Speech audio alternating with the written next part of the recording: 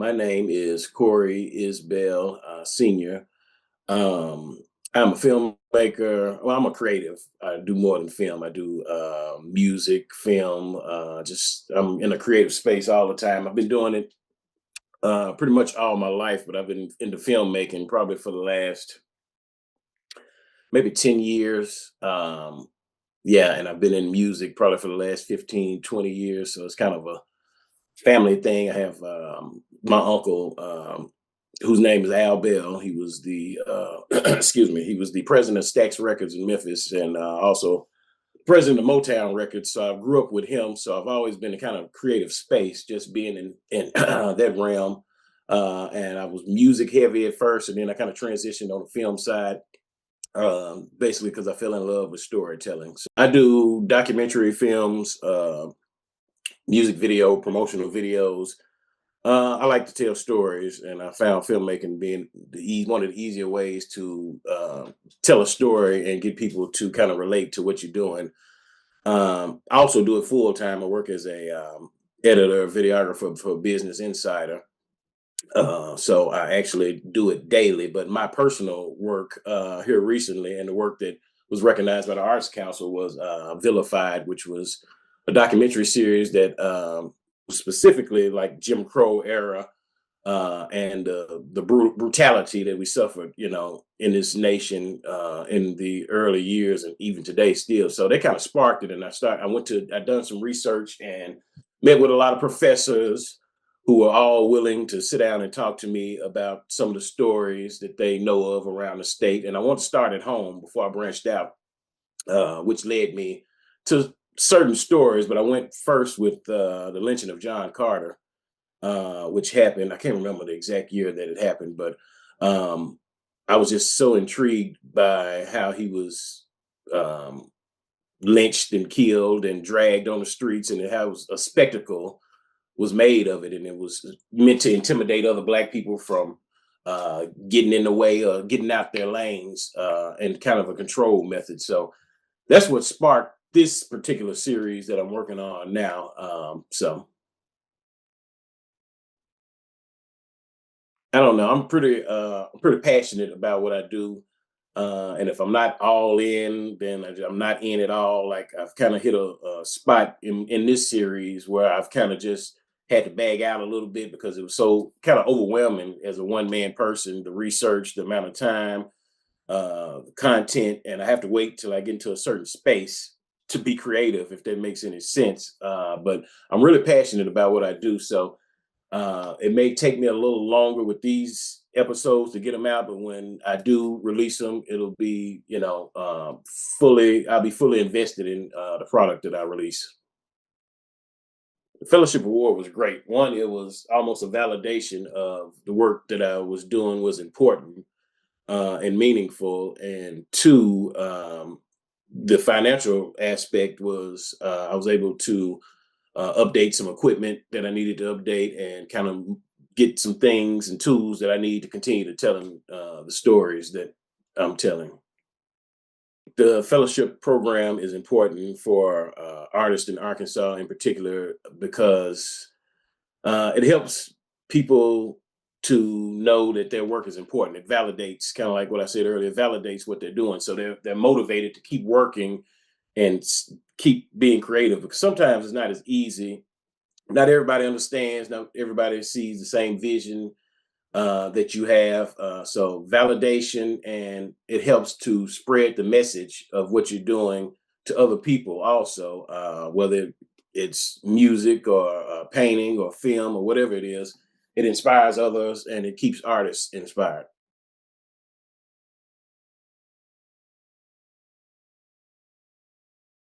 My name is Denise White Parkinson. I do multimedia art, everything that pertains to river culture, which is my area of research. So I am an author, an illustrator, and a filmmaker, but I also do fiber art, assemblage, and paint mussel shells, everything to do with the history of river culture in Arkansas, in the Delta specifically. I first began practicing as an artist and a historian of river culture in 1997 with a series of articles I wrote when I was an editor at the Arkansas Democrat-Gazette. I'm the only one that does what I do because river culture is a multi-ethnic and sustainable culture that was part of Arkansas history, part of our nation's history, and yet it's the only culture that has been completely erased from history. So I feel like it's my duty to bring river culture back into the light because it's what's missing in today's mechanized alienation world. Lately, I've been screening my film based on my book, Daughter of the White River, because it's everything to do with river culture with an emphasis on the first folk hero in Arkansas. Her name was Helen Spence, and she was the model for Maddie Ross of True Grit, and she was a river girl. But for here, which is you're in my home, you're in my studio, I do a lot of work here, I do a lot of work on my porch, I pretend I'm back on our family's houseboat, and I've made a series of what I call spirit houseboats. Now, these spirit houseboats are assemblage art, which has to do with river culture repurposing everything. There was no waste.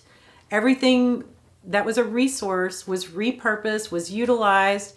It was heavy on the mussel shells and mother of pearl buttons, which were a sustainable industry that nobody knows about in Arkansas because it is not taught in schools. And here is, for example, one of my spirit houseboats in honor of my late son. He passed away last year. He was a river person who was preyed upon by drylanders, just like Helen Spence was. And there is a culture called the Gullah Geechee in South Carolina, which is also a water-based culture. And it is analogous to river culture in the Delta and the bottomlands of the White River in Arkansas because the Gullah Geechee also repurposed everything and did not waste anything. And there was a Gullah Geechee artist named Beverly Buchanan, whose Shack series was what I pay homage to with my houseboat series. And the reason I call them spirit houseboats is because much like the traditions of water-based cultures in Thailand, the spirit houses, which are containing the spirits of your ancestors and the prayers and the faith for the future of your family, a spirit houseboat is a place where despair cannot live. I spent my earliest childhood living in a houseboat on the Clarendon Levee and with my great-grandmother in her houseboat on the Arkansas River levee, and that both of our houseboats were destroyed by the government in an act of cultural genocide, and my great-grandmother died of a broken heart because of that. And so I'm here to repair generations of family trauma. I am right now in the most inspired place I've ever been. I've been through great losses and I've been through great health challenges over the past 2 years, been the hardest 2 years of my life, but I've never been more inspired. Isn't that funny? That's what art can do. The Fellowship Award gave me such a sense of the credibility was given to my work. As I stated, I've been illuminating river culture every which way I could since 1997, and to receive the Arkansas Arts Council Fellowship Artist Award was the pinnacle of achievement because I am a 7th generation Arkansan, and so it meant so much to me, and it inspired me to begin a new project. The fellowship program is so important for artists in Arkansas because what it does is very, very crucial to giving actual artists their own voice if it weren't for the fellowship awards program, then the artists such as myself would be in danger of having their work culturally appropriated.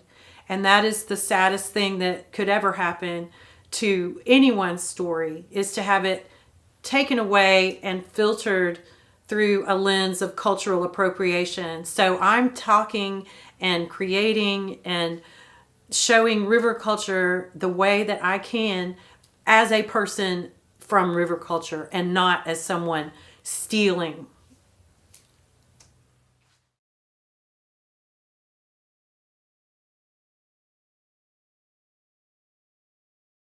My name is Andy Sarjahani, and I'm a documentary filmmaker and cinematographer, and I have been in this field for definitely over a decade at this point.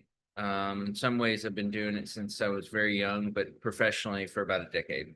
I chose to pursue filmmaking because it for me it's one of the more natural forms of expression. It's also just a way that I can, specifically with documentary, it's a way to really pursue certain things within impulses within my own curiosity.